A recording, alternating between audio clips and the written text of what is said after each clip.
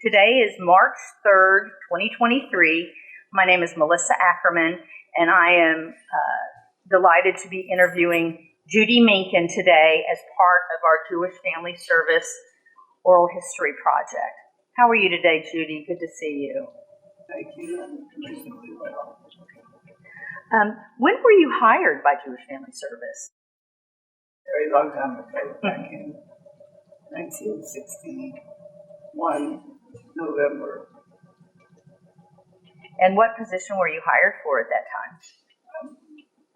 At that time, they had one open caseworker position, and they had one other. Okay. And where was the office? Where did you office? The office was in the old Browder building, 918 East. I'm not quite sure of the address anymore, but it was in the annex to the Baker Hotel. Oh, okay. So it was downtown? Yeah, right around the corner from the bus stop. Okay. Oh, okay. And what was your title when you retired? And why did you go to work for Jewish Family Service? Well, I knew about it from Bernie Goldstein, who had come to recruit me a year or so before, right after I finished college at Texas Women's University. But by then, I wanted to get more into the Jewish community. And so when he came the second time, took me to lunch, I was very careful not to order anything. He ordered shrimp. Anyway, convinced me that was a good place to go, so I did. That was the first of my 38 years. Oh, that's impressive. Must have been a very small agency at that time. We had four: the director, secretary, treasurer. She was receptionist, everything. And we had somebody, caseworker, and one person who didn't have a master's in social work, but who worked with the elderly. Okay. We just began the program. What did you typically work with? Did you have any certain area, age group, or population? Pretty much everything. Mm-hmm. Teenagers too, or?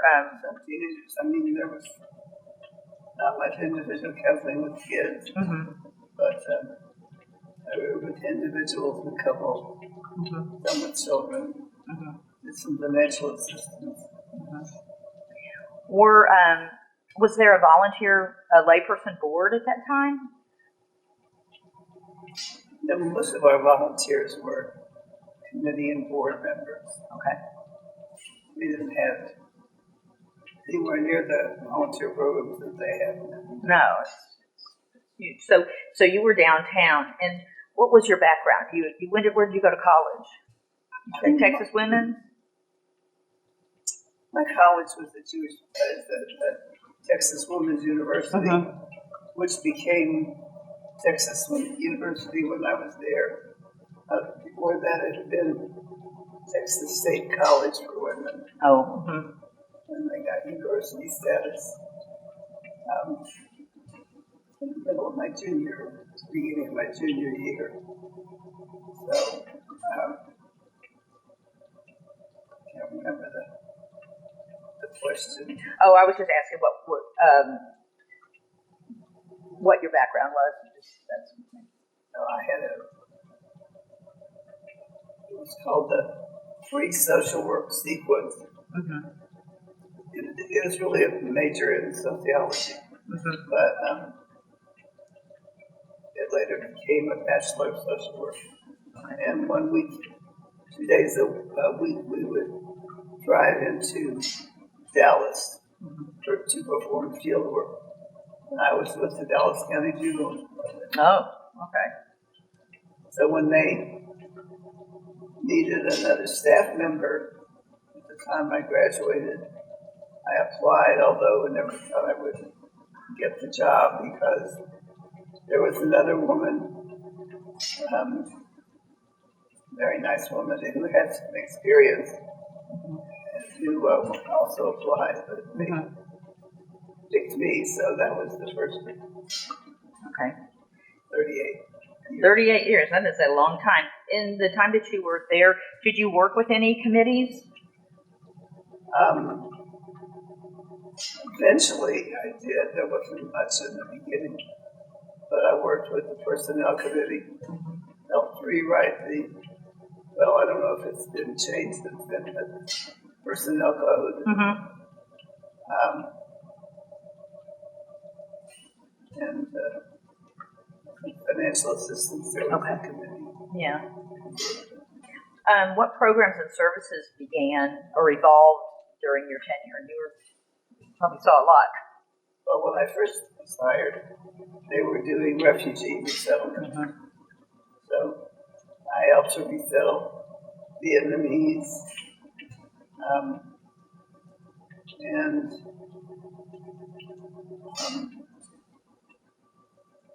Were you involved with the Russian resettlement when a lot of with them the came? Russian resettlement, of course. I was thinking that the U.S. government tapped on agencies that had some familiarity with and expertise in resettling refugees. Mm-hmm. When they had the refugees from Vietnam, Mm-hmm. it's either another country that I can't remember, Russia and Poland. Mm-hmm. They were able to get out if they had.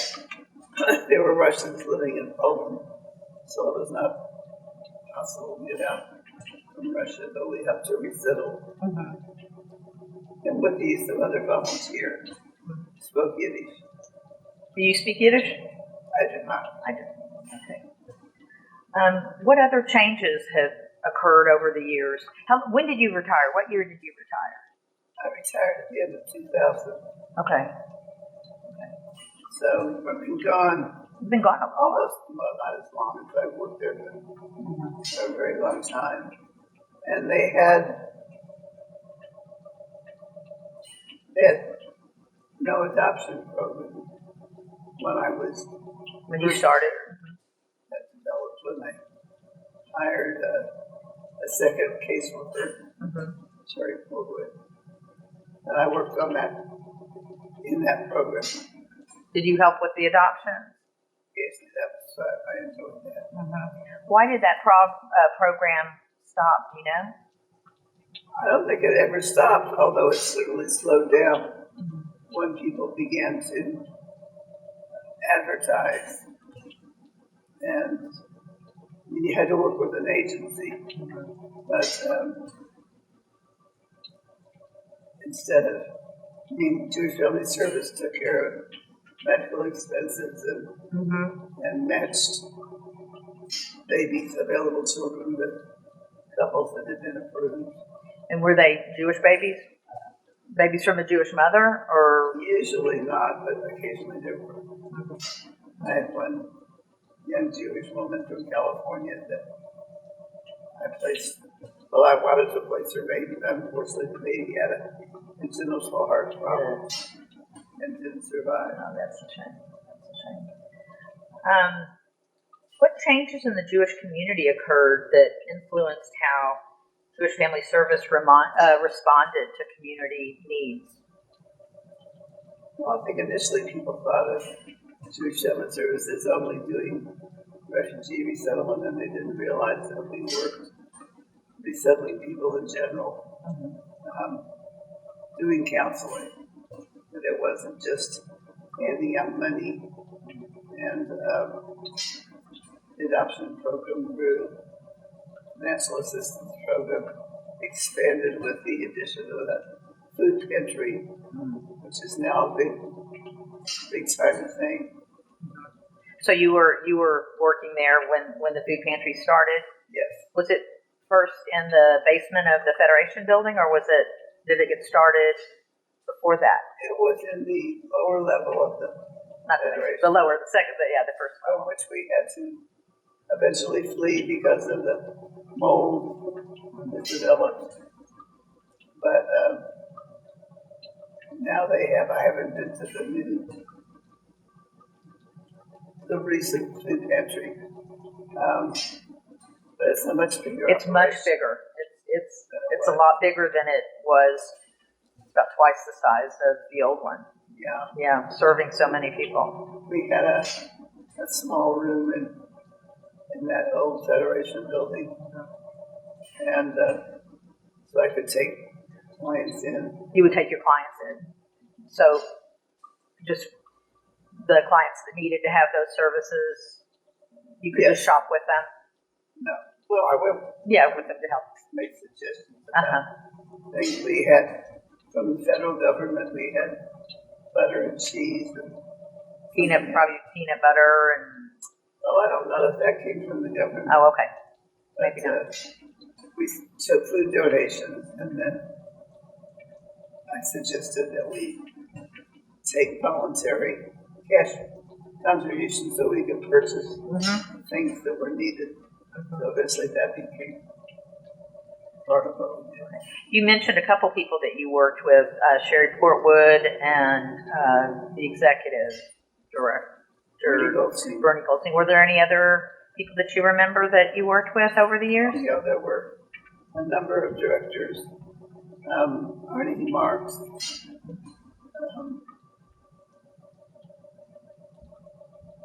Michael Fleischer. Michael Fleischer was the next to the last. Was there some? There was who was in? Oh, Rena filled in. Rena. Silverberg. I couldn't remember her name. Mm-hmm. Yeah, Rena was. She had been a volunteer on the boards and things. Then she got her master's degree in social work and was executive director for a while. Was she after Arnie, but before Michael? Yes. Okay. Did you work with Michael, or were you already retired No, at that I point? did with Michael. You did. Okay. So I reminded him the other day when we spoke that I had helped. I was playing with his baby. And he came to meet with some of the staff. And how old is his baby now? Probably 40s or something. Living in Washington. Yeah. A grown up with her own children, probably. Okay. What were some initiatives to increase interest in Jewish Family Service and its mission? Do you remember any of that? Ways to get the word out? I know we were always trying to get out into the community and participate in things that would bring our name up. Had a good reputation. Still does, of course. Among other agencies, and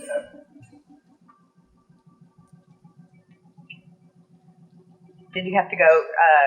Was United Way funding the agency at that point? United Way was, I don't know percentage-wise, it was the Federation, and then supplemented by United Way, and the Their fund. He gave a certain amount each year. His trust gave a certain amount each year. I don't think Jewish Family Service was doing its own fundraising at that point, to the extent that it does. The agencies all have to do it now. I think that started a little bit later. Insurances became more popular for counseling.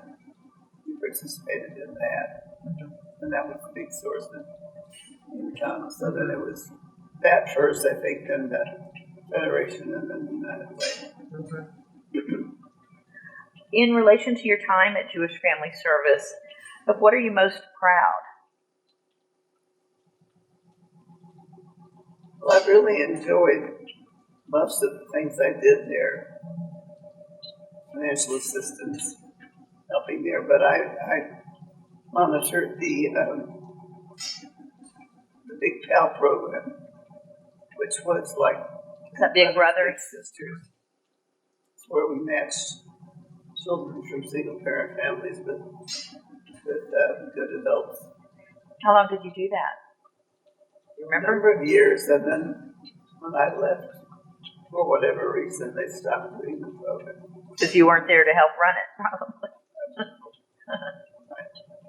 What were some of the challenges faced during your time with the agency? Things happening in the world that were crises that needed to be met, like that. Well,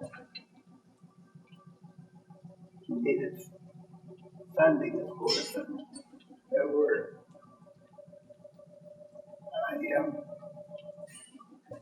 we settled Cuban families, Russian families, Russian singles.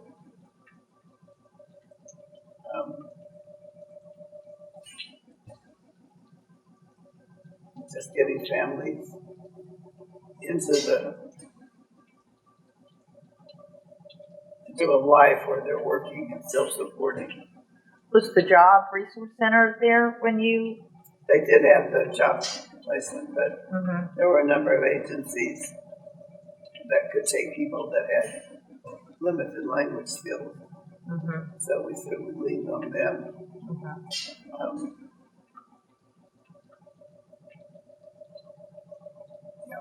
What is something about Jewish Family Service that is not commonly known that you would like the community to know? Well, I'm not sure about the awareness now of the counseling program, of various kinds of counseling, because in the beginning people only thought of it as a handout agency. But that was always something we were working to let people know about. Do you think that was because you weren't going to turn anybody away because of the ability to pay? Is that why they thought it might have been a charitable agency, or? No, I don't think that was it. I think that they thought of it as only going from our pocket of cash Oh, okay. to the outsiders. Handouts. When in fact they started paying the payments, and that became a big part of the income of the agency. Okay. Is there anything else you'd like to talk about with the agency or your time there, or anything else we didn't cover yet? Well, of course, it was a big part of my life for a very long time. And